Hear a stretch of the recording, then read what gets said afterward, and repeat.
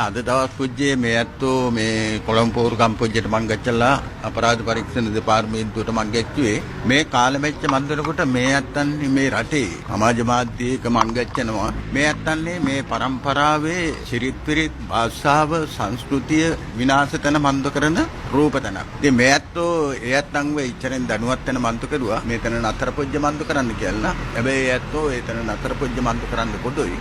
ඉතින් ඒ හින්දා අද දවස් කුජ්ජේ මේ ඇත්තෝ මේ කොළඹට මං ගැච්චලා මේ පැමිණිල්ලක් මන්දු කරුවා මේ කාලෙමෙච්ච මන්දු වෙනකොට මේ ඇත්තන්නේ પરම්පරාවට මේ ඇත්තන්නේ සංස්කෘතියට භාෂාවට මන්දු වෙලා තිබෙන ඒ හානිය ගැන මේතනේ විධිමත් පරීක්ෂණයක් මන්දු කරලා මේ ඇත්තන්ට ඒ પરම්පරාවට මන්දු වෙච්ච අසාධාරණ ගැන සාධාරණයක් මන්දු කරගන්න බලාපොරොත්තු වෙන තමයි අද දවස් කුජ්ජේ මං ගැච්චුවේ. එතනින්ම මේතන සම්පූර්ණයෙන්ම ලොකු හානියක් තිබෙනවා මේ කෝණ පොජ්ජ 48000 හමක ඉතිහාසයක් තිබෙන මේ රටේ මේ પરම්පරාවේ සිරිත් විරිත් වලට භාෂාවට චාරිත්‍ර වාරිත්‍ර වලට ලොකු හානියක් තිබෙනවා. එතකොට ඒතන එහෙම එයත්න්ට දැනුවත් වෙන මන්ද කරුවාම එයත්ෝ මේ එයත්න්ට කතා දමනවා මාධ්‍ය නිදහස තිබෙනවා ඕන එකක් මන්ද කරන්න කියන්නේ. හැබැයි රටක නීතියක් රීතියක් වෙනස් වෙන මන්ද කරන්න අයිතියක් තිබෙනවා. හැබැයි සංස්කෘතියක් වෙනස් වෙන මන්ද කරන්න සංස්කෘතියකට කරහන්න අයිතියක් පොදුයි.